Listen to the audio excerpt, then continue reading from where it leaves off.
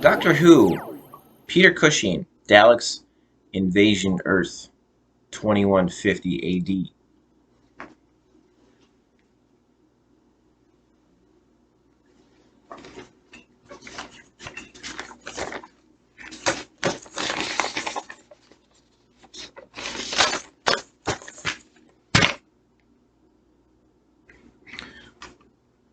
I got quite a bit of notes here about Peter Cushing, thanks to the special features on Daleks Invasion Earth 2150 AD. Okay, so the next feature in the special features for that, it's titled Peter Cushing Bio, and it is in the style of the previous feature I mentioned, which was a history of Doctor Who. So it's text on the screen. It's a page on the screen, and you push an arrow to forward it, and then there's the next page to read of text about Peter Cushing, his bio. First, I have a Peter Cushing quote to share. This is the one I used for my Peter Cushing short video, which I think got around 80 views, I think, and a like. So here's the quote by Peter Cushing. Peter Cushing quote. Peter Cushing. Peter Cushing. He said, "When you're acting in these pictures, which are dealing with the impossible, you have to believe in it and love it yourself if you want an audience to believe it with you."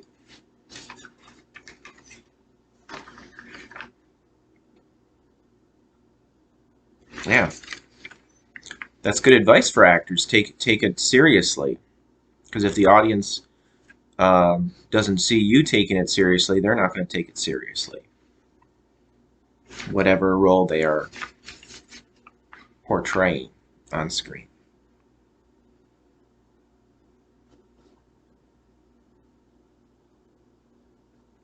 No matter how ridiculous it may seem to you, unless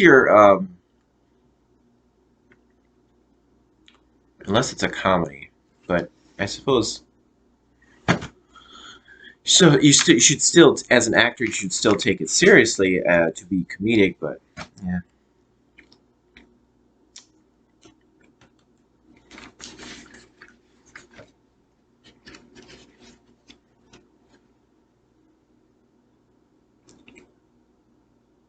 As far as I don't recall him ever in comedic roles, Peter Cushing.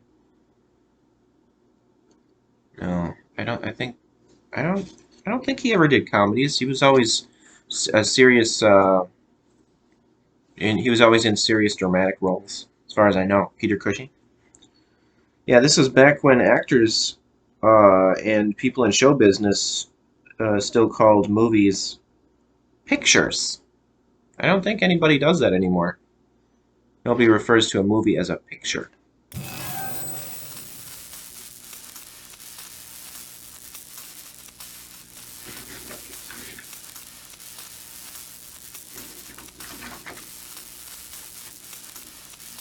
Oh, here's another Peter Cushing quote. Okay.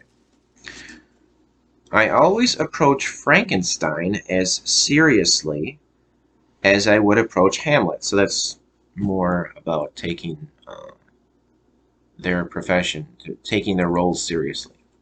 That's good. Good quote there by Peter Cushing.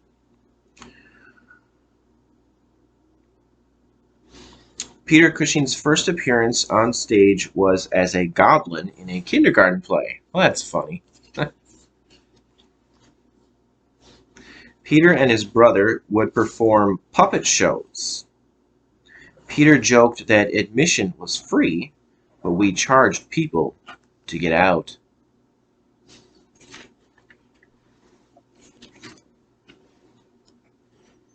That would be interesting if that was still if that was practiced in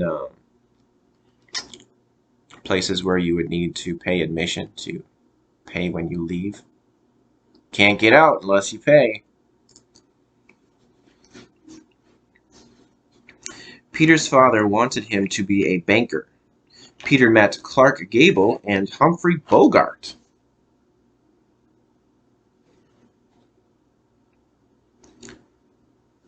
Peter had a small role in A Chump at Oxford in 1939, which starred Laurel and Hardy.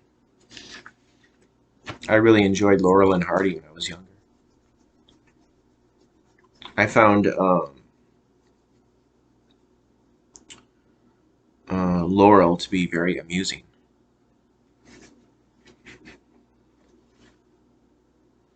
I think Hardy, he would do the funny thing with his tie, and he would. Sometimes they were mean to each other, though.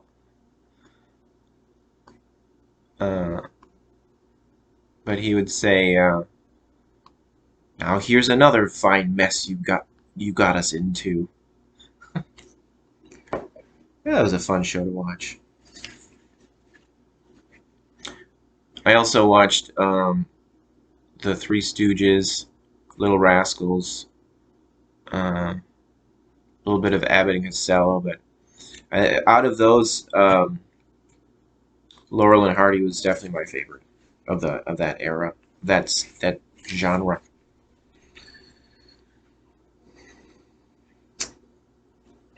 At the start of World War II, citizens of Britain traveling or working abroad were called back for possible military service. Peter was put on standby by the medical examiner, who implied he would have been cannon fodder.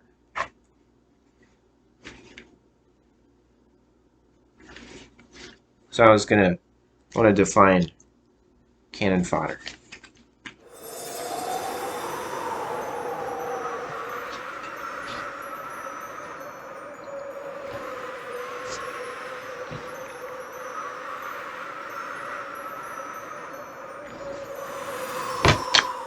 Shouldn't take long. I got my bookmarks in here.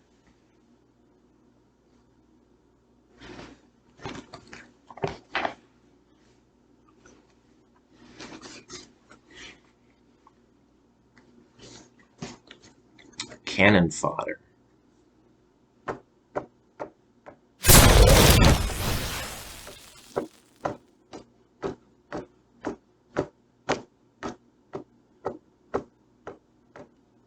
There it is. There it is. Okay. Cannon fodder. Soldiers regarded merely as material to be expended in war. That's all it says. Fodder.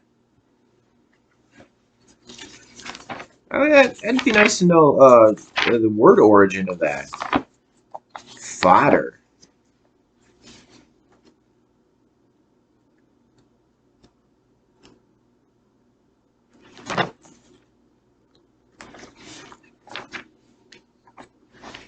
It's a funny word.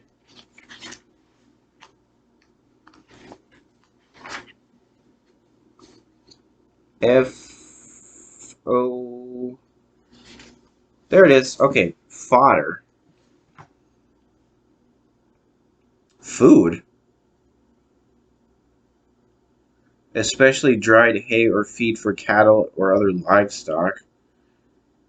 A person. Okay, this is more. I think this is more applicable. A person or thing regarded only as material for a specific use. Young people ended up in a factory fodder. Huh. Well, okay, this is what I wanted to know. Origin. Old English foeder of Germanic origin, related to Dutch voeder and German futter, also to food. Well, that's weird.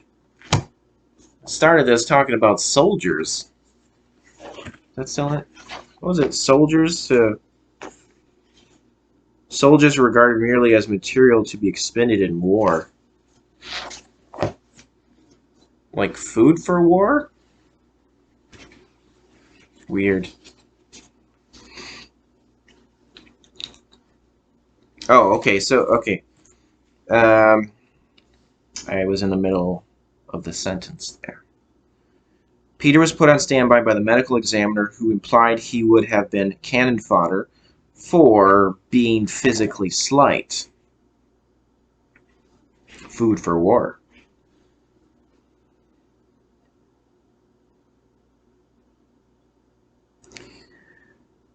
At the time Peter was working in the United States... Oh, that's it. At the time, Peter was working in the United States when he had the medical examination for possible military service. Okay. In 1942, Peter returned to England under threat of attack by German U-boats. U-boats! I'm going to define that too. I already knew what it meant, but I remembered it. I think I remembered it from high school. It's a funny word.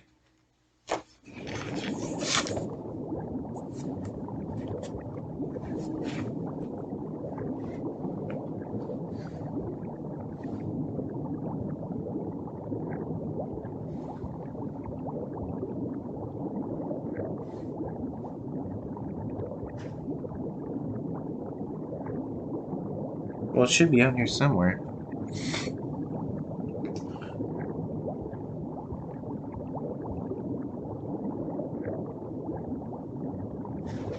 Oh, okay, there it is.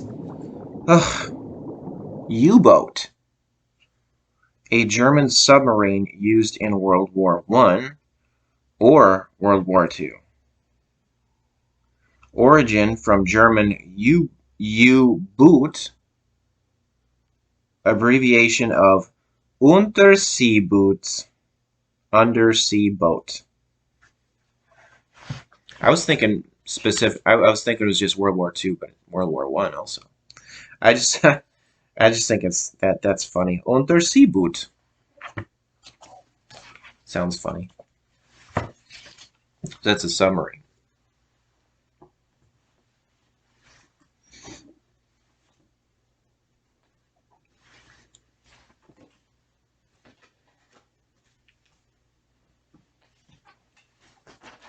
Okay.